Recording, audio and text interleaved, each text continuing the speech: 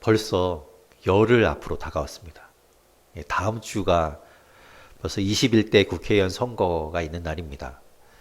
어느새 이렇게 앞으로 다가왔죠. 이번에는 코로나19 그 바이러스로 인해서 선거에 대한 관심이 확 줄었습니다. 예전 같으면 벌써 온 거리마다 플래카드가 걸려지고, 그리고 거리에 사람들이 나와서 노래를 틀고 또 여러 가지 몸짓을 하면서 자신들의 유세를 이렇게 떨치고 있을 텐데, 지금은 이제 사회적 거리두기로 인해서 후보들의 선거 운동에도 영향이 있었죠. 그래서 조용하고 차분하게 지금 선거 운동이 진행이 되고 있습니다.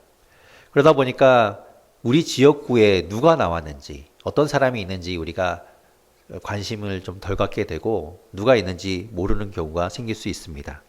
어제 집에 들어가면서 우체통에 보니까 선거 홍보물이 도착해 있었습니다. 그래서 그 안에 있는 것들을 이렇게 펼쳐보고, 아, 누가 나왔구나, 어느 당이 있구나라는 것들을 확인할 수 있었습니다. 그리고 요즘에 이제 포털 사이트에 검색해보면 뭐 지역별로 어떤 후보들이 나왔는지 그 후보들에 대한 내역들을 상세하게 우리가 찾아볼 수 있습니다. 그러니까 여러분, 15일 투표를 위해서 여러분 관심 가지고 또 찾아보고, 그래서 우리의 올바른 한 표를 행사할 수 있기를 바랍니다. 이번에 보니까 또 비례대표 그 당들의 홍보물을 보면서 참 많은 당이 있구나라는 것들을 보게 되었습니다. 이름이 비슷비슷한 당들이 있는데, 가만히 이렇게 펼쳐보다 보니까 그 당들이 이야기하는 그 정책이 조금씩 다르다는 것을 우리가 볼 수 있었습니다. 그 많은 후보들 중에서, 그 많은 당들 중에서 우리는 누구를 선택해야 할까? 누구를 선택하는가? 내 생각과 같은 후보, 또 같지는 않더라도 좀 비슷한 후보, 아니면 그 후보의 정책과 그 주장이 납득이 되는 후보, 우리 그런 사람들을 뽑겠지요. 생각이 중요합니다. 생각이 같다는 건 얼마나 중요한 일인지 모릅니다. 그런데 오늘 말씀에 보면 우리와 생각이 다른 한 분이 등장합니다. 오늘 말씀은 예수님이 예루살렘에 입성하시는 내용이 기록되어 있는 본문입니다. 예수님이 십자가에 달리기 위해서 예루살렘으로 입성하시는 날, 오늘을 바로 종려주일이라고 우리가 부르지요. 복음서, 사복음서에 모두 예수님의 예루살렘 입성이 기록되어 있습니다. 그런데 우리가 지금 읽어보았지만 요한복음은 그 중에서도 가장 간략하게 그 내용이 기록되어 있는 그런 복음서입니다. 이 복음서 가운데 이 요한복음에 기록된 내용을 보고 있으면 실제로 일어났던 그 사건을 기록한 내용과 그 사건을 설명하기 위해서 독자의 이해를 돕기 위해서 추가된 그 설명이 절반 정도 이렇게 섞여 있는 것을 우리가 보게 되지요. 오늘 말씀을 들여다보면 예수님을 둘러싼 그 예수님 주위에 있는 세 그룹의 사람들이 등장합니다. 그들은 각각 예수님을 어떻게 바라보았는가? 그들은 각각 예수님을 누구라고 이해했는가?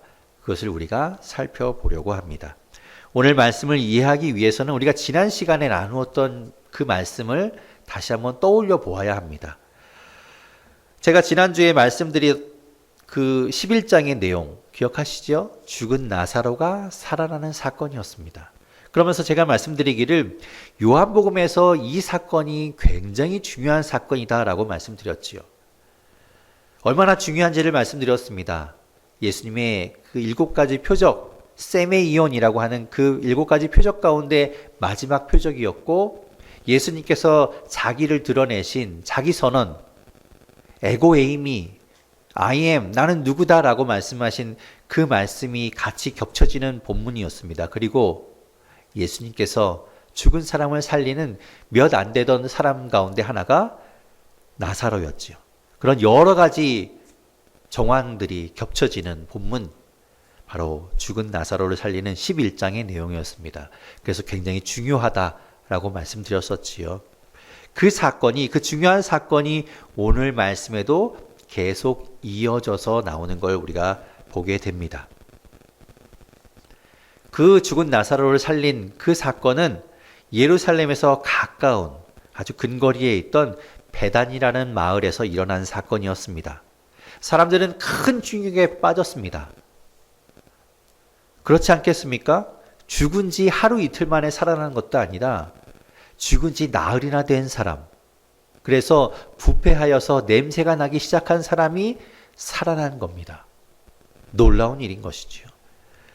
옆에서 그 사건을 본 사람들은 믿지 않고는 정말 배길 수 없었을 겁니다.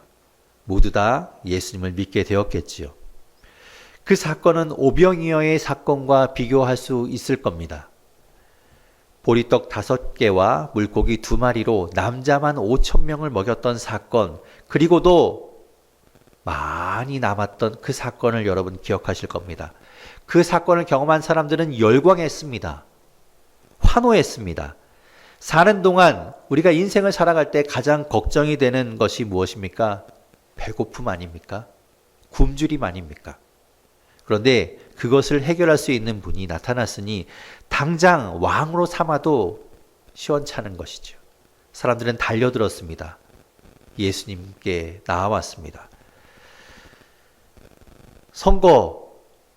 제가 선거 말씀드렸지만 지금의 이 어려움, 경제적인 위기를 누구 하나가 나타나서 확실하게 해결할 수 있다. 분명 그런 사람이 등장한다면 순식간에 민심은 그 사람을 향할 겁니다. 그리고 그 사람에게 표를 몰아주겠지요. 예나 지금이나 인류가 존재하는 한 생존의 문제, 먹고 사는 문제는 가장 기초적이고 가장 중요한 문제니까요. 그렇게 오병이어 사건이 충격적인 사건인데, 놀라운 사건인데, 죽은 사람이 살아나는 것, 죽은 나사로가 살아난 그 11장의 사건은 그것과는 비교할 수도 없는 어마어마한 사건인 겁니다. 인간의 가장 원초적인 두려움, 공포, 근본적인 두려움은 바로 죽음입니다. 그 죽음을 해결하는 것이야말로 정말 요즘 말로 이야기해서 끝판왕이 되는 겁니다. 예수님은 죽은 나사로를 살리심으로 인해서 인간의 모든 문제, 죽음까지도 해결할 수 있는 분임을 보여주신 것이지요.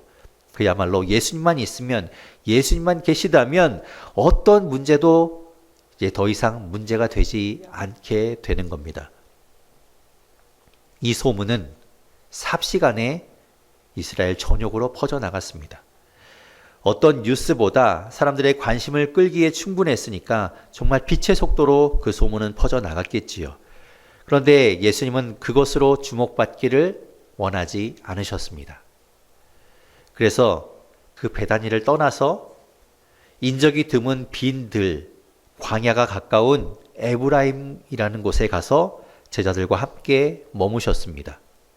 왜 예수님이 그곳으로 가셨을까? 예수님이 수줍음이 많은 분이셔서 그랬을까? 왜 생각해보면 그렇지 않습니까? 인기와 관심을 한 몸에 받게 된다면, 그래서 사람들이 많이 모여오고 예수님께 집중한다면 얼마든지 효과적으로 복음을 전할 수 있을 것이고 하나님의 나라를 선포하고 그들을 가르칠 수 있을 겁니다. 아주 그런 좋은 기회가 될 수 있겠죠. 그런데 예수님은 그것에서 한 걸음 뒤로 물러나신 겁니다. 왜 예수님은 뒤로 물러나셨을까? 그 이유는 오늘 말씀에 등장합니다. 예수님과 제자들은 이제 유월절을 지키기 위해서 그 에브라임을 떠나서 예루살렘을 향하여 출발하십니다. 당시 유대인 남자들은 구약에서 내려온 율법을 따라서 1년에 3번 반드시 예루살렘 성전에 나아가서 그곳에서 제사를 드려야 했습니다. 대표적인 말씀이 이거죠. 출애굽기 23장 14절에서 17절 말씀에 하나님께서 분명하게 말씀하셨습니다. 제가 출애굽기 23장 14절에서 17절 말씀을 읽어보겠습니다. 너는 매년 3번 내게 절기를 지킬지니라. 너는 무교병의 절기를 지키라. 내가 내게 명령한 대로 아비벌의 정한 때에 이래 동안 무교병을 먹을지니 이는 그 달에 내가 애굽에서 나왔음이라. 빈손으로 내 앞에 나오지 말지니라. 맥추절을 지키라. 이는 내가 수고하여 밭에 뿌린 것의 첫 열매를 거둠이니라. 수장절을 지키라. 이는 내가 수고하여 이룬 것을 연말에 밭에서부터 거두어 저장함이니라. 내 모든 남자는 매년 3번씩 주 여호와께 보일지니라. 아멘. 하나님께서 분명히 말씀하셨죠. 1년에 3번 분명히 하나님 앞으로 나와야 한다라고 말씀하셨습니다.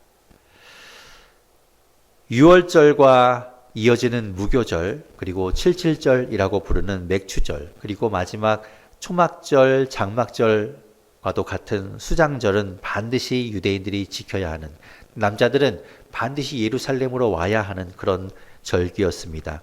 유대인이라면 예외 없이 세계 각처에 흩어져 있더라도 그때만큼은 예루살렘으로 모여들었습니다. 예루살렘을 생각해 보십시오. 절기 때마다 아마 인산인해를 이루었을 겁니다. 7일 동안 이어지는 그 절기를 지키기 위해서 거처를 마련해야 했기 때문에 서둘러서 예루살렘에 도착해야 했을 겁니다.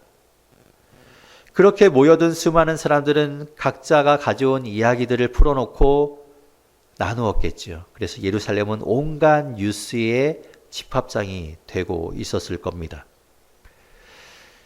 예수님도 제자들과 에브라임을 떠나 예루살렘으로 가시는 길에, 그 절기를 지키기 위해 가시는 길에 다시 베다니에 들르게 됩니다. 그곳에 나사로, 마르다, 마리아의 집에 머무르게 되죠. 그때 마리아가 예수님을 위해서 가지고 있던 값비싼 향유, 그 나드 향유를 주님의 발에 붓고 자신의 머리털로 그 발을 닦습니다. 예수님은 그 행동이, 그 마음이 예수님의 장례를 위한 것이라고 말씀하십니다.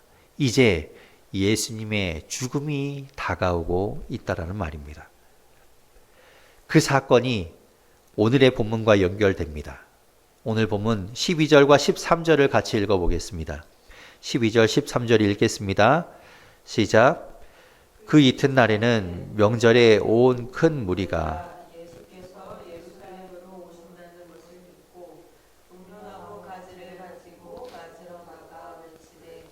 호산나 찬송하리로다. 주의 이름으로 오시는 이 곧 이스라엘의 왕이시여 하더라. 아멘. 예수님과 제자들은 베다니를 출발하여서 예루살렘으로 향하여 가십니다. 이미 예루살렘에서는 예수님에 대한 소문이 퍼져 있었지요. 죽은 사람을 살린 그 예수님에 대한 이야기가 사람들에게 퍼져 있어서 그 예수님을 보기 위해 수많은 사람들이 예루살렘 입구에 나와 예수님을 맞이하고 있었습니다. 오병이어로 엄청난 수의 사람들을 먹이신 분, 죽은 나사로로, 나흘이나 된 그 나사로를 살리신 분을 보기 위해서 가뜩이나 번잡한 곳에 사람들은 모여들었고 예수님을 맞이하고 있었던 겁니다. 발 디딜 틈이 없이 사람들은 빼곡하게 들어서 있었겠지요. 그들의 손에는 무엇이 들려 있었는가? 종려나무 가지가 들려 있었습니다. 예수님을 맞이하기 위한 종려나무 가지, 예수님을 맞이할 때 그것을 흔들기 위해서 준비한 종려나무 가지. 그래서 예수님이 예루살렘에 입성하시던 바로 오늘 이날을 종려주일이라고 부르게 되는 것입니다. 여기서 우리는 예수님을 바라보는 첫 번째 무리를 보게 됩니다. 그 무리는 바로 큰 무리입니다. 그들이 손에 들고 있던 종려나무 가지는 어떤 의미였을까? 일단 이 종려나무 가지를 손에 들고 흔드는 것은 환영의 의미를 나타냅니다.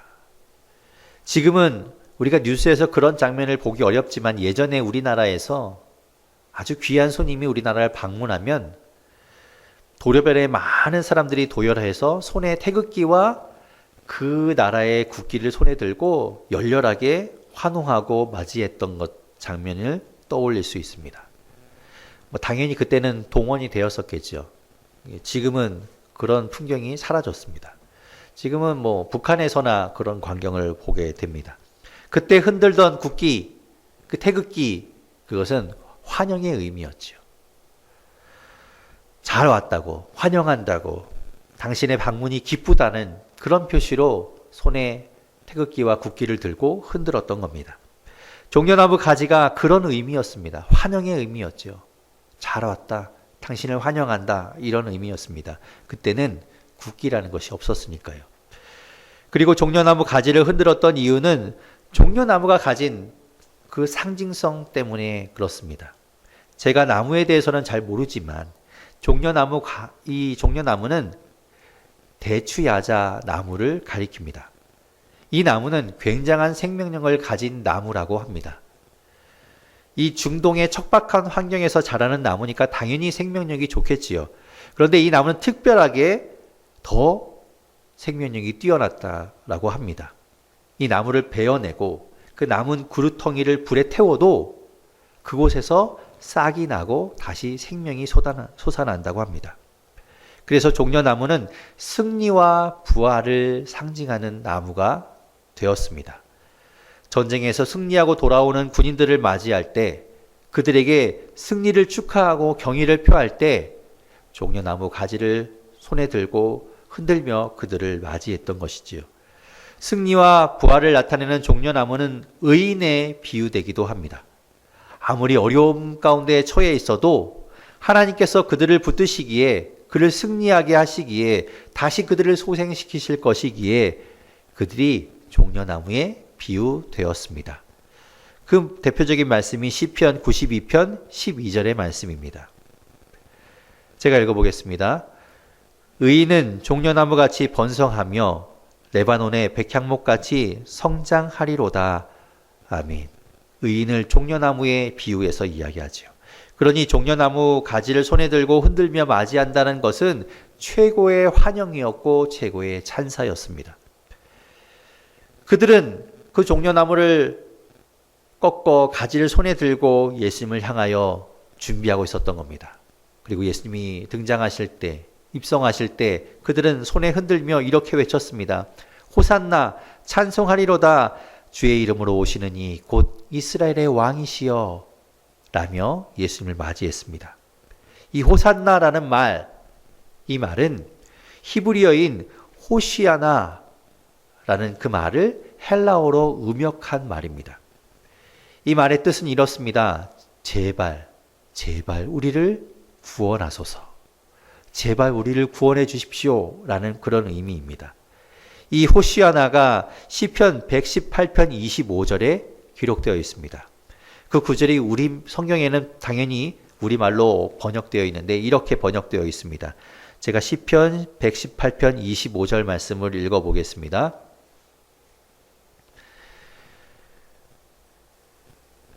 여호와여 구하옵나니 이제 구원하소서. 여호와여 우리가 구하옵나니 이제 형통하게 하소서. 아멘. 이제 구원하소서. 이 말이 바로 호시아나, 호산나라는 거죠.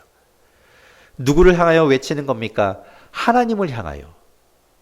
그들을 구원하기 위해서 오시는 그 메시아를 향하여 외치는 소리입니다. 그러면서 주의 이름으로 오시느니 바로 이스라엘의 왕이신 그 메시아 그리스도를 찬송한다라고 백성들은 이야기하고 있는 것이지요. 그것은 스바냐 3장 14절과 15절 말씀을 근거로 한 말씀입니다. 우리 자막을 띄워주십시오. 스바냐 3장 14절과 15절 말씀 제가 읽어보겠습니다. 시온에 따라 노래할지어다. 이스라엘아 기쁘게 부를지어다. 예루살렘 따라 전심으로 기뻐하며 즐거워할지어다. 여호와가 내 형벌을 제거하였고 내 원수를 쫓아냈으며 이스라엘 왕 여호와가 내 가운데 계시니 내가 다시는 화를 당할까 두려워하지 아니할 것이라. 아멘. 말씀하지요. 그들을 구원하기 위해서 오시는, 이 땅에 그들을 구원하기 위해 오시는 그 메시아는 그들을 억압에서 해방할 것이고 그들을 압제하던 자들의 손에서 그들을 구원할 것이고 그들을 압제하던 자들을 멸하실 것이라는 그 예언의 말씀을 그들은 굳게 붙들고 있었던 겁니다. 그래, 그분이 오시면 이제 새 세상이 올 거야. 종려나무가 다시 살아나는 것처럼 우리도 완전히 새로운 나라, 새로운 삶을 살게 될 거야. 이런 기대를 가지고 있었던 것이지요. 그들, 큰 무리는 그런 같은 꿈을 꾸고 있었던 겁니다. 우리가 생각하는 바로 그 왕이 오실 것이다. 그들의 기대였습니다. 그런 꿈을 꾸고 있던 무리에게 들려온 소식이 바로 죽은 나사로가 살아났다는 소식이었습니다. 예수님이 그 나사로를 살렸다는 소식이었습니다. 오늘 본문 17절과 18절은 이렇게 말씀합니다. 우리 같이 17절, 18절 읽어보겠습니다. 시작. 나사로를 무덤에서 불러내어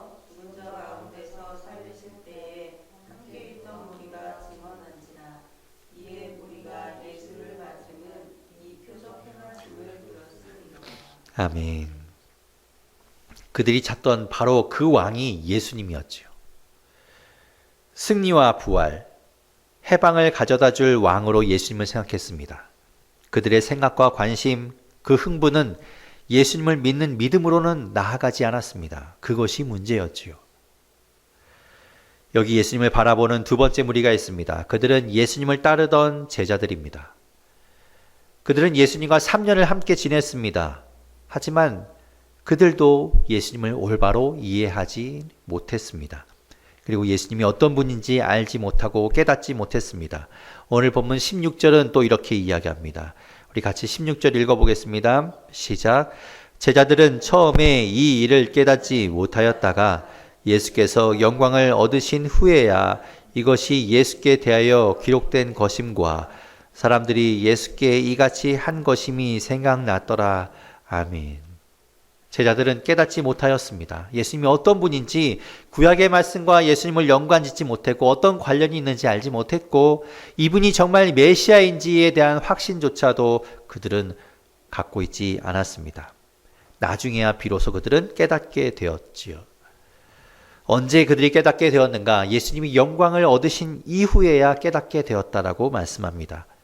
예수님이 영광을 받으시는 그때는 언제입니까? 오늘 말씀에 등장하는 것처럼 수많은 사람들이 예수님을 환호하고 예수님을 맞아들이고 예수님을 찬양하던 그 예루살렘에 입성하던 그때가 바로 영광을 받으시는 때가 아닙니다.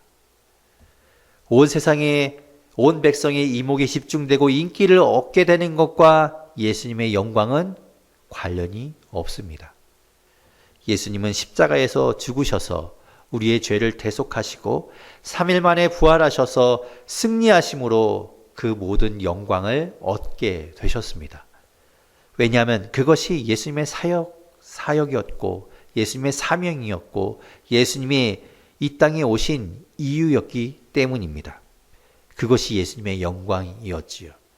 그 후에 제자들은 예루살렘을 떠나지 말고 성령을 기다리라는 그 말씀을 따라서 한 곳에 모여 기도에 힘쓰다가 오순절에 성령의 임재를 경험하게 됩니다.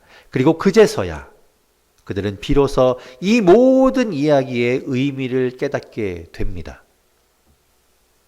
제자들이라고 예수님과 함께 있다고 예수님을 따른다고 예수님께 헌신했다고 해서 예수님을 온전히 이해하는 것은 아니지요. 성령의 임재, 성령의 역사로 예수님을 이해하게 되는 겁니다. 우리의 생각이 아닌 성령님에 의해서 우리는 깨닫게 되고 믿게 되는 거죠. 그리고 오늘 본문에 등장하는 마지막 무리를 우리는 또한 보게 됩니다. 그들은 누군가? 예수님을 죽이고자 모의하고 기회를 엿보던 자들이었습니다. 예수님을 적대시하던 자들이 이렇게 이야기합니다. 오늘 본문 19절 말씀 같이 읽어보겠습니다. 시작. 서로 말하되 볼지어다 너희 하는 일이 쓸데없다. 보라 온 세상이 그를 따르는도다 하니라. 그들의 이야기는 과장되어 있습니다. 이 말 속에는 그들의 마음, 바로 질투와 시기가 담겨 있는 말이죠. 하지만 그들은 몰랐습니다. 이 얘기가 실제로 그렇게 이루어질 것이라는 것을 그들은 알지 못했습니다. 요한복음의 저자는 이렇게 그들이 알지 못하는, 사람들이 알지 못하는 사이에 진리를 말하는 것을 표현한 것으로 예수님을 드러냈습니다. 그것을 즐겨했습니다. 나다나엘이 이야기했죠. 나사렛에서 무슨 선한 것이 날 수 있느냐? 그 말이 실제가 되었습니다. 그리고 온 세상이 예수님을 따를지도 모른다는 이 말이, 이 바리새인들의 말이 실제가 되었습니다. 우리의 의심, 우리의 부정이 하나님의 방법으로 실제가 되어버린 것이죠. 그렇다면 우리의 생각과 다르던 왕, 우리가 생각하던 메시아와 다른 메시아, 우리의 생각으로는 깨닫지 못하던 그리스도, 우리의 의심과 부정의 실제가 되신 분은 어떤 분인가? 그분은 바로 이런 분이라고 오늘 말씀하고 있습니다. 오늘 보면 14절과 15절 말씀을 읽어보겠습니다. 같이 읽겠습니다. 시작. 예수는 한 어린 나귀를 보고 타시니 이는 기록된 바 시온 따라 두려워하지 말라. 보라 너의 왕이 나귀 새끼를 타고 오신다 함과 같더라. 아멘. 예수님이 보낸 제자들이 나귀를 구해오는 장면은 이 본문 안에는 생략되어 있지만 다른 복음서에는 등장하지요. 그렇게 준비된 나귀의 등에 예수님께서 오르십니다. 그것도 어린 나귀를 타신다라고 말씀하고 있지요.